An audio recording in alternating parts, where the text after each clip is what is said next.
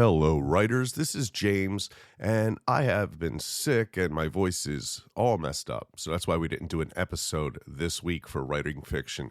My voice is getting a little better, and we will be back at the end of this week with a new episode. But since we missed one, I thought I would post an interview I did with Grady Hendrix on another podcast I have called This Is Some Scene. This interview happened when his latest book, How to Sell a Haunted House, was released. And that has just been nominated, or at least it's on the ballot for the Bram Stoker Awards. It also won second place in horror on Goodreads right after Holly by Stephen King, so that's pretty good. Anyway, I had a great time talking with Grady. If this is something you'd like us to do on writing fiction, if you would like to have interviews with authors, let me know. Find me on Instagram at Worms Horror Zine. Let me know you would like to have this type of content. But for now, it's just a bonus episode to make up for missing a week. We'll be back at the end of this week with Rule Number 3 by Robert Heinlein. Take care. Thanks so much again for coming on the show and taking your time to talk to me about everything. Yeah, no, happy to do it. First, Grady, I want to know, do you believe in ghosts? And if so, have you ever had your own personal experience of any supernatural kind? Yeah, I believe in ghosts is a you have to define believe and ghost and in. But before that, but in general, I think people have very powerful, very intense, very personal experiences with things that they experience as ghosts, and I don't see any reason to try to take that away from them. And Right. I've had a couple myself. All right. So what's the origin behind creating How to Sell a Haunted House? Well, there were a few things. One is I knew I wanted to do something about a family. Families are really hard to write. It just takes a lot of work, and families are mostly backstory. So there's a ton of stuff that never made it onto the page. Just sort of getting the family history and all of that into order. I was actually going to open up a document and see if I could find some of that, but I realized it's in a different document than I thought it was, and I didn't want to sit there while I hunt around. Okay. But so I had to have like the Joyner family history mapped out from Nancy's childhood all the way through sort of the present day, year by year. It was a pretty big document, and then cousins and kids and families. I mean, there's so many people who didn't make it onto the page. And usually, when you're talking to your family, you may be having a conversation and mention your cousin, Jimmy and, and Phyllis once in passing about something or in reference to something else, because you know who they are. You've known them all your life. They have a context in your family. In a book, you can't really do that. If you drop them into a conversation like that, you got to give a little explanation of who they are, and then the conversation gets bogged down and all that. So there were so many places where it felt really unnatural to me in the speech in the book, and like between the characters and the interactions, because all that stuff couldn't be there, because I couldn't leave people scratching their heads, but it was too dense to explain. So in sort of pruning it down, it winds up feeling very stylized to me. But that's the limitation of writing in books. So wanting to write about a family, and then and part of that came from being just sort of a challenge that I wanted to take on. Yeah. And part of it was being in the pandemic and sort of not being around family and sort of, a book takes a long time to write. And so you spend a lot of time with it. So the house in the book is my aunt's house, which is where we used to have big family get-togethers. It was a fun place for me to hang out in. And a family was a fun thing for me to have around, and to think about a family and play with the family. And one of the things is, if you're going to do a family story, it's got to be a ghost story. It has to be a haunted house story. Haunted house stories are inevitably about families. The Shining, the Amityville Horror, Burnt Offerings, Elementals. They're all about family. Poltergeist, yeah. Yeah.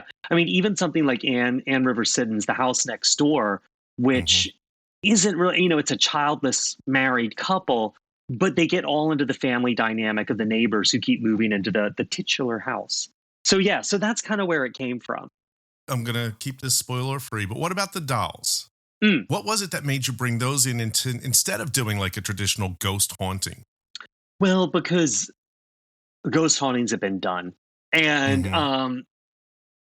actually there was a first, oh, I'll talk about that in a second, but a lot of ghost stories, which, tie in with family stories, are about dealing with stuff that gets left behind, whether it's a cursed crib or family trauma or memories or unresolved issues or, curses passed down for generations, Right. or just stuff, just crap, just piles of clothes and books and, quilts and things. Um, and so the most fun thing to deal with for me, I was like, puppets and dolls. And there hadn't really been, in Paperbacks from Hell, there's a pretty significant portion of dolls and puppet horror. There hasn't really been a lot of it lately. And so that was kind of fun to do. And also dolls and puppets are really, we have weird relationships with inanimate objects in the first place. Like, you Right. know, we stub our toe and say, "Oh, fuck you, man!" Like, Right. to a door. We yell at our cars. We Right. we beg our laptops not to crash. Like, we sort of imbue this stuff with life, and that sort of really gets taken to its furthest extreme with like childhood dolls and things like that. And puppets are just dolls turned up to 11. Um, Yeah. there actually was a version of this that was a more traditional ghost story. There's a thing I've always really liked, and it was in Versailles, and I think it's known. Sorry, I just want to make sure. Yeah, the Moberly Jourdain incident, which is where basically two women who are walking around Versailles on a tour, uh, just suddenly started noticing that everyone around them was dressed funny and Mm. speaking of French with an accent they didn't know, and seemed really surprised to see them. And then they just kept walking, and then they were eventually fine. And they thought it was like a time slip. And there's a theory of hauntings that ghosts are time slips. Mhm. There's a famous one, I think, in Phantasms of the Living from the 19th century, the SPR put out, where someone walking on a path somewhere near some like a rocky countryside sees someone else, and then later they realize that like they're part of that group. They just didn't recognize themselves 20 years later, seeing the ghosts of Mhm. their past. And so I've always thought that was really interesting. So there used to be a very early version of this book that actually was like, it's funny, when I first gave that draft to my editor, she was like, I hate having to cut this out because it's kind of the best written part of the book. I was like, thanks.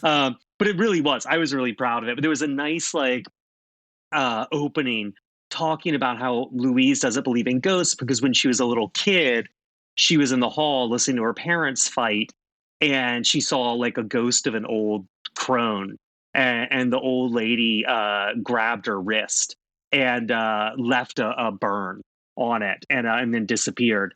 And I was going to do a thing where now Louise in her 40s sees the ghost of herself at 3 or 4 years old in the hall and is trying to communicate with her and grabs her wrist and, that contact. But, and so Yeah. as 3 years old, you just like anyone over 30 is an old person.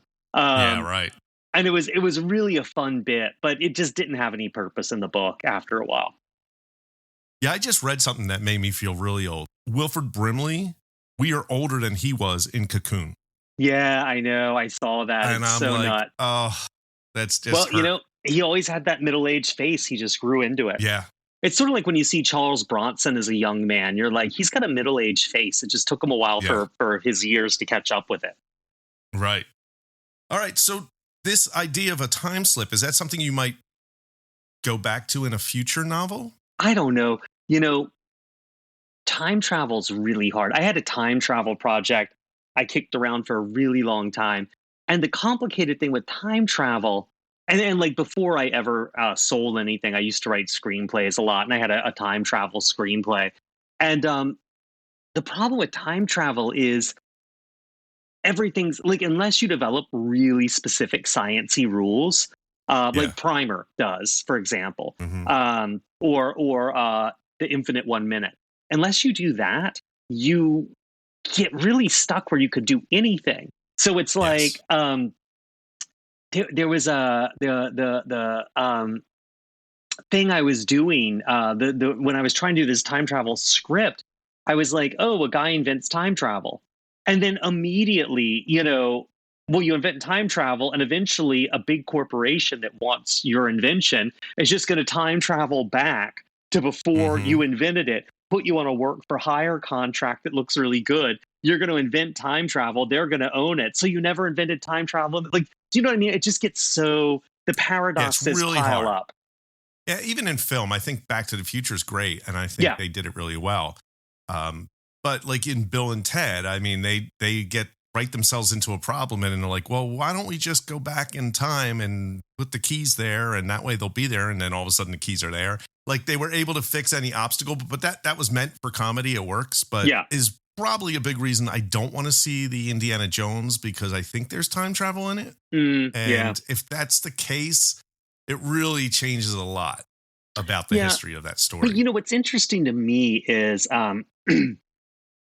when you're dealing with things like plays and movies, time travel, well, manipulating time is a really fun thing people don't do enough. You could really go deep. You look at something like Michael Frayn's Noises Off, right? Where Act One Oh, is yeah. this play that's falling apart, and then Act Two is the exact same play but backstage. But behind stage, yeah, right. Yeah. Or you look at Groundhog Day, which has now become its own genre practically, where it repeats the same day. I feel like that kind of manipulation of time is really fun. And it's something you can do on a very low budget. Oh gosh, what was that low budget sci-fi movie about the dinner party? Coherence. But like manipulating time is such a great thing to do on a low budget or with limited resources, because all you have to do is say, well, now it's 3 days later, and suddenly Yeah. you've got all this production value that you don't have to build anything for. So it's something that I always think is a neat trick that doesn't get exploited enough. Right. Yeah. So when you were researching the haunted house, like, what sort of research? I mean, you have two ends here. You got the haunted house, but you also have real estate. Was there any like research for the real estate or the haunted house, or anything you found really exciting in your research? Well, I didn't do a lot of haunted house research, just because I know a lot of enough of that stuff before I wrote the book. I usually have a book that's kind of a touchstone, and Shirley Jackson was really my touchstone for this one. Mm-hmm. But of course I did the research on with real estate. There's a realtor who works in that neighborhood who I talked to a few times. There's a estates lawyer who is a friend of our family's who I talked to a bunch of times. So stuff like that, I definitely I talk to people about their 5-year-old kids a lot, just people I knew. So that stuff I definitely research, and I do lots of maps and timelines and all that kind of thing. But usually once I'm done with the book, then I start putting the show together that I'm going to do on book tour. And that's when I do a deep dive on the research. That's usually like my reward to myself. And that was just a lot of fun. I mean, that was reading so much stuff about haunted houses, and it's and there's so much really interesting thinking out there about haunted houses and stuff like that. So that was a real blast.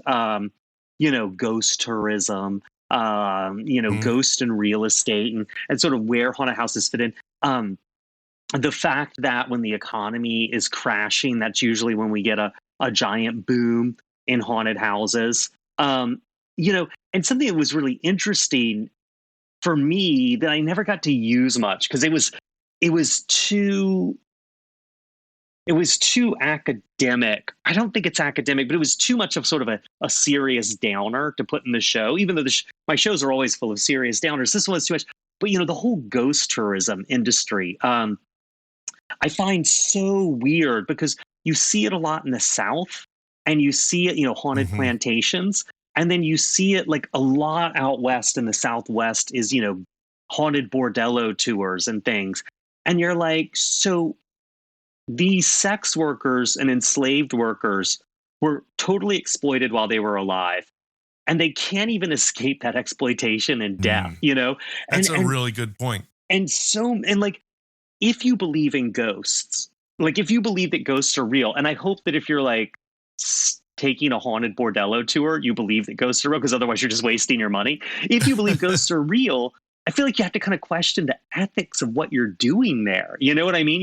You're basically, you know, there's a lot that gets talked about, and, you know, one of the things with all this is, like, a lot of times people who run these ghost tours will take a little bit of information and sort of fabricate these ghost stories out of it. Myrtle's Plantation is a great example. It's like the most haunted place in America. And most of the ghosts on their tours are fabricated. Like, there's not any history to them. There's a ghost of an enslaved woman named Chloe and all this stuff. And some of it, oh, that person did exist, but that's not how they died. You know, their bits and pieces are cobbled together. And I feel like a lot gets said about, we're really hooked on narrative right now. I think we're really narrative drunk. The power of story. You know, a lot of Me Too was about being able to tell your story and to set up a counter story to the prevailing narrative. The liberation of telling your story. You know, identity is such a big thing that we talk about. We talk about the you know, our identity is a story of us. We don't talk about how storytelling and narrative can be a trap and a prison that kind of captures these people on the worst day. You know, a woman who's a sex worker in the 19th century who's murdered by her customer, and or who gets pregnant by her lover and kills herself when he won't marry her. You've trapped that person in the worst day of their lives and used the worst possible thing that ever happened to them to define them in their entirety. And they are now, that narrative becomes their prison. And I think that is sort of the flip side of this narrative intoxication we've got. So that was really fun. But that's very hard to do in a show when people are drinking and, you know, want a sex joke.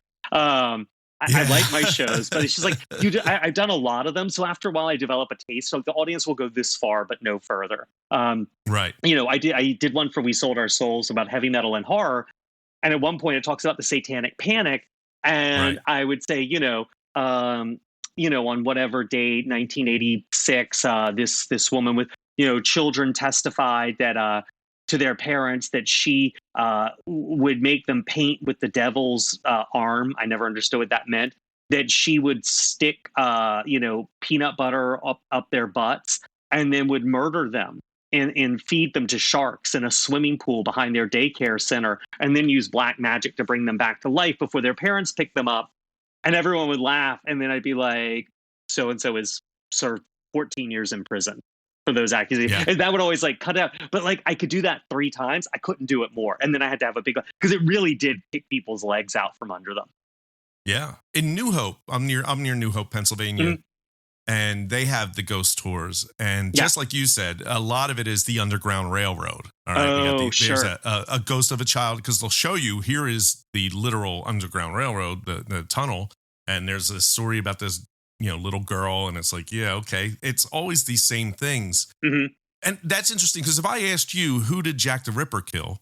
You would say 5 prostitutes, but they weren't really. They weren't. There's a great book called The Five. And it actually explores all 5 women and their lives. And it's just like you said, like those 5 women, until this book really came out, and they have a podcast on it as well, they were prostitutes since they died. Yeah. And that's the worst day on our life. Not only did that happen, but now they're labeled prostitutes for the rest of their lives. And it's this woman who wrote this book. It's a great book. How much of the relationship between Louise and her brother, do you pull anything from your own family? Do you have like siblings? Yeah. I've got 3 older sisters and a younger brother. No, and lots of stuff is taken. And I take things from friends' stories they tell me about their families. I always ask for permission if I'm going to do that. But my family's learned to expect it at this point. And, you know, and oftentimes it's like a family story will form the seed of something, and the version that winds up in the book is the more interesting, more out there version, you know. But yeah, absolutely. I mean, life is usually more realistic and authentic than than anything you can make up. So yeah, it's I kind of almost have to do that to make it seem real. Yeah, you did a really great job of building this family and making you really buy into this relationship, because it's great how you have Louise as like on the outside, she's definitely the strong female character. And then we have internally, they mean it. And this happens to me, it's anybody in a family. And I think this is what you did so good, is that you can be whoever you are in the real world. But the minute you show up with your family, you're back to that kid again. Yeah, absolutely. And that's, and that's one of those things that's so prevalent, and everyone does, even people who don't believe that and like they don't think that, know in their gut that it's true because they've experienced it. I think we all have. And it's one of those funny things where I feel like your relationship with your family is so screwed up by the time you leave home around 18 that it's like when you meet people after that, it's like a chance to have a do-over. Like you've seen yourself at your worst. And and it's like and so it's really, really hard, I think, because we all sort of reinvent ourselves, right? After we leave home to some extent. And it's very, very hard to figure out your relationship with people who don't see the adult you, who don't see that you that started at 18 or 17 or whatever age it is. They see the you all the way back to the beginning. I know someone who's going through this right now where they're super accomplished professionally, and their family treats them like, this like immature, spoiled brat because they had a few bratty years when they were 9, 10, and 11. You know what I mean? And like, but their whole family is like, they're there and very patronizing. And this person is like this incredibly accomplished individual. And it's really weird to see that. Yeah. Yeah. And I think that's really funny. That's like that. I see the comedy that comes out in your story really comes out of that exchange between them. Right. Well, and it's also, if you want to resist that, you can't. Because your siblings down there in the mud slinging it at you, and you can resist short amount of time, and then you're going to be down in the mud too. Yeah, they know too much. They've been there. They know what buttons work, and there's just other people you can walk away from. But siblings, even if you try, they'll know where to go. Yeah, and it's also interesting though, because it is, I'm going through my parents are passed, or my sisters and my brother and I, our parents are passing away at this point and getting older and stuff. And it is strange though, because you kind of feel like this civilization is dying to some extent, and then your siblings become the only people who speak this language, left in the world of your family. It's very strange. I've always wondered if one of the reasons, I think one of the reasons Superman resonates with people so much, and we all have that fantasy, right? I'm not really part of this family. I'm like an adopted kid from a royal family. I think that, but I also wonder if that dynamic is something that's really ingrained in us, that here's this only child survivor of this lost world that no one remembers but them. And isn't that the loneliest thing in the world? And I think there's something like primal about that in terms of like that dynamic with our families passing, our parents dying and our siblings dying, that really taps into. Yeah, I think there was a line in Garden State, the movie that Zach Braff did, and it was just that everyone is just trying to find that home that they grew up in. Yeah. It's just like, once that's gone, the rest of your life, you're sort of trying to get back there. Yeah, I think that's true. And it's also really interesting. There was, I was looking at a lot of Twitter stuff and social media stuff where people were talking about their parents dying. And like, I cleaned out a house of a friend who passed away. And I have a friend who was, when I was writing the book, who was in town, his dad had died and he was here cleaning out his house. So I talked to a lot of people about that. And I was looking on social media, people doing that and people doing on their parents' time. And it was really interesting to read about how hard that act of dealing with the stuff is. And I mean, and I had even experienced that when my friend Dan died. You know, he was a collector and he collected a lot of stuff, and you go in with all these big ideas like, oh, we're going to put this stuff up on eBay, we're going to sell it, and the physical exhaustion of just dealing with all of someone's crap, and then the emotional exhaustion of dealing with all of someone's crap. Yeah. By day 2, we're just like putting it in garbage bags and hauling it to Goodwill. We're like, who cares? I feel like a sort of a hoarder. So not so much like the ones you would see. I would never make it on the show, but I like things. And I feel like if I had to go through that, that would be a very difficult thing. I would need someone that would be like, here's the trash bags. You're going to just put this stuff in there and get there.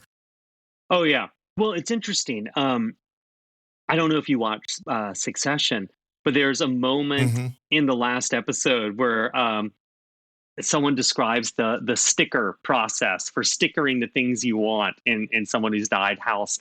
And it's, to me, the funniest moment in that show, because the sticker procedure is so complicated and so baroque and so just ridiculously over the top.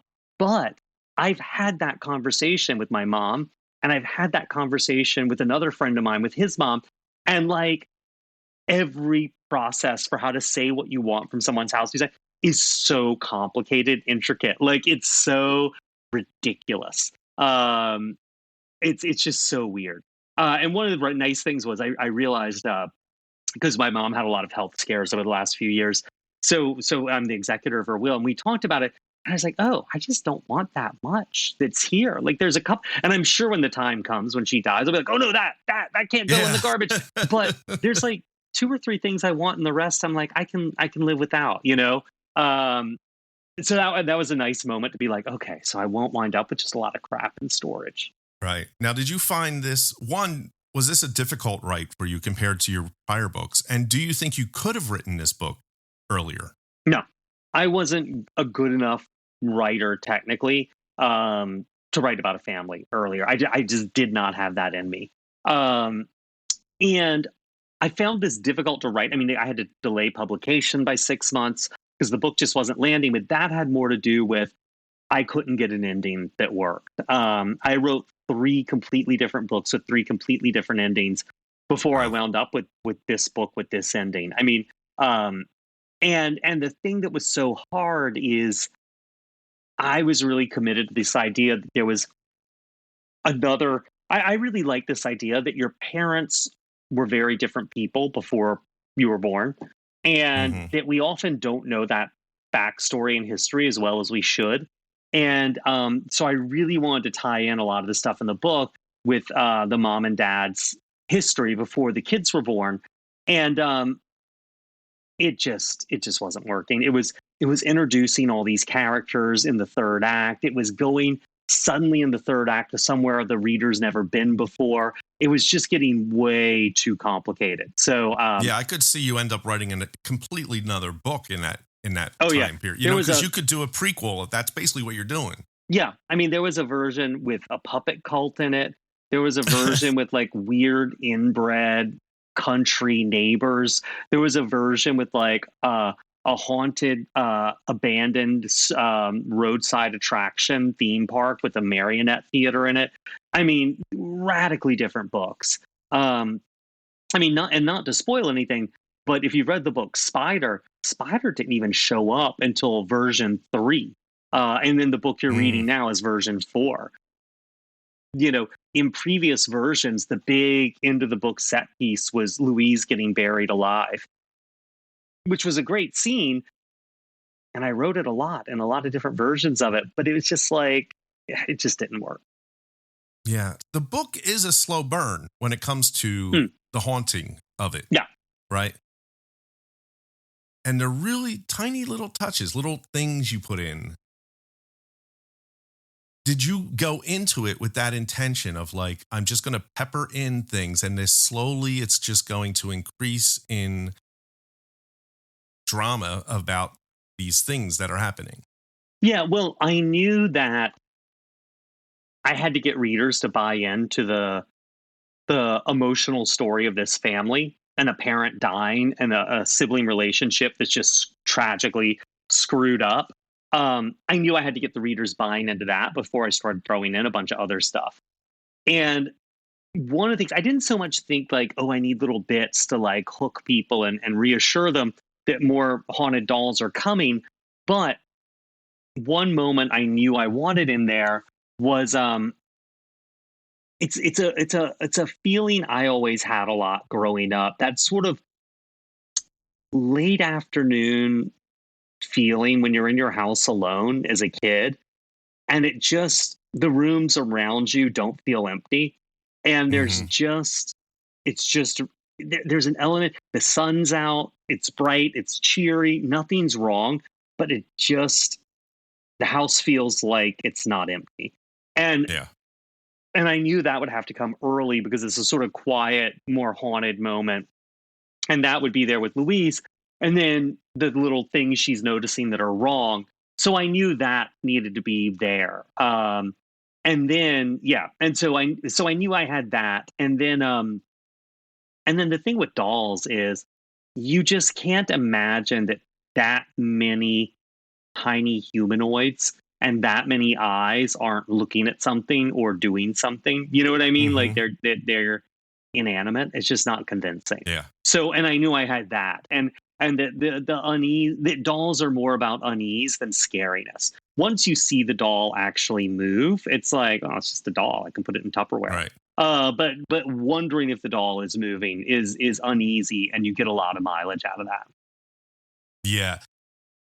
I find that fascinating that you said that, because that is absolutely the whole opening of that is the unease of the dolls. Like you don't really need to have them do anything. You know they're there as the reader. You know they're there. They're watching. Just them being in a chair and then not being in a chair is all it takes. Exactly. And it's like you can't do a whole lot more with dolls. You know what I mean? Like once the doll is moving 100%, well, you outweigh it. You're bigger than it. Yes, it's scary the doll's moving, but what's it going to do? There's a great book called by Carol Beach York called Revenge of the Dolls. Really slim YA. It's from the 70s.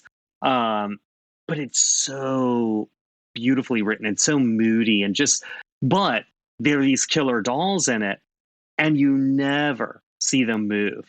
And they manage to be really, really terrifying.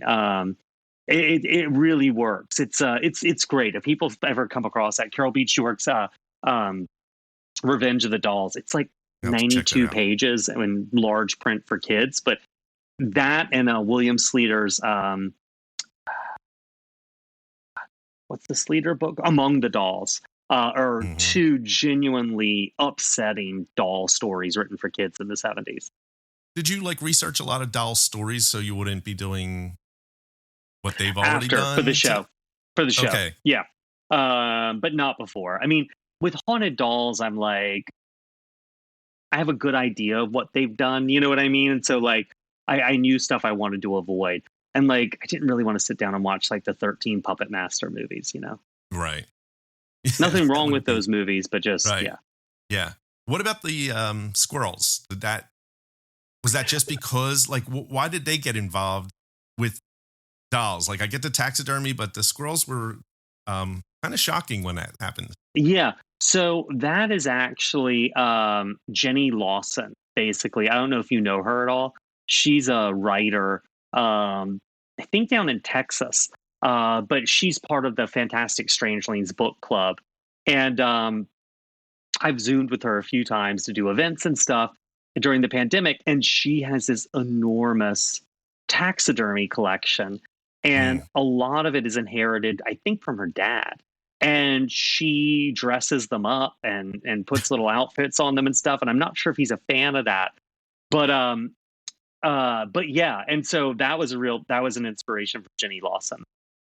Yeah, that was really well done. I think that's hilarious that somebody dresses up taxidermy animals. Well, I mean, and you see these things with kitten last suppers, taxidermy kitten last suppers, or tea parties and things. And I'm like, why hasn't someone done something? People are so revulsed repulsed by that. I'm like, why hasn't anyone done anything with that? That's sitting right there. Yeah. Yeah, it is.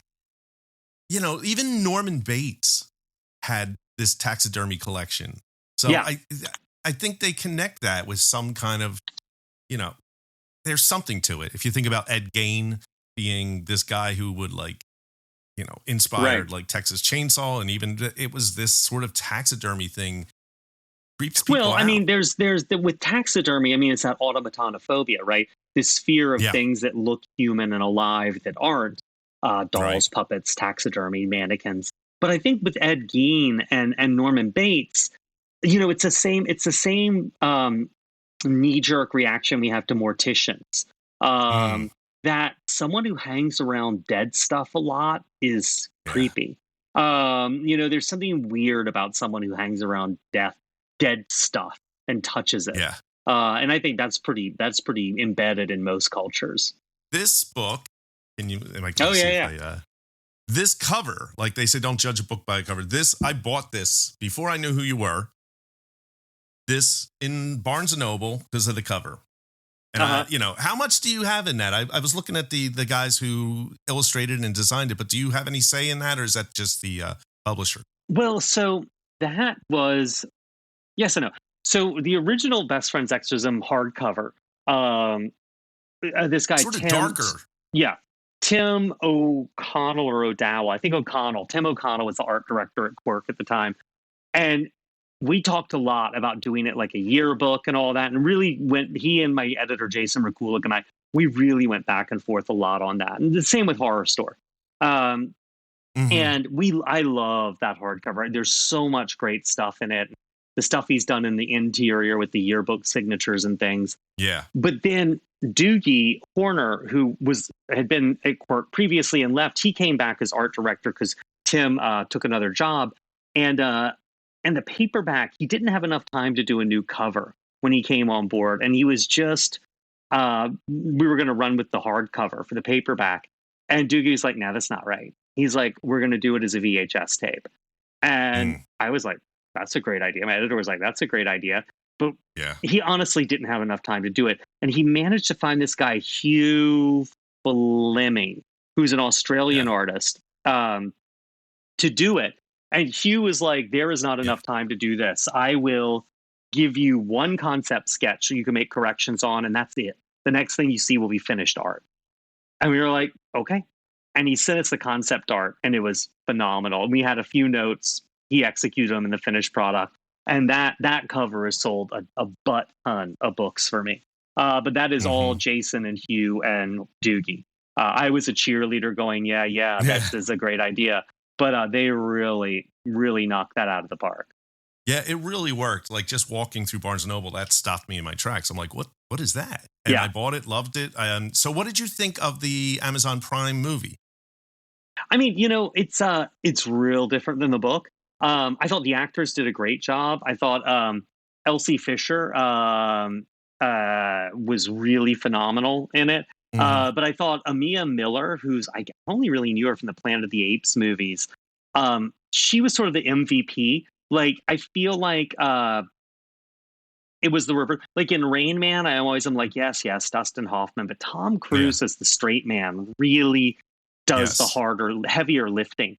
And I felt like in this, it was in the reverse, where Elsie Fisher was sort of the straight man role, and Amia Miller was the Dustin Hoffman role. But man, she really nailed it. The one thing I did like that was very proof of concept for me was Chris Lowell, who plays the Brother Lemon, the Exorcist.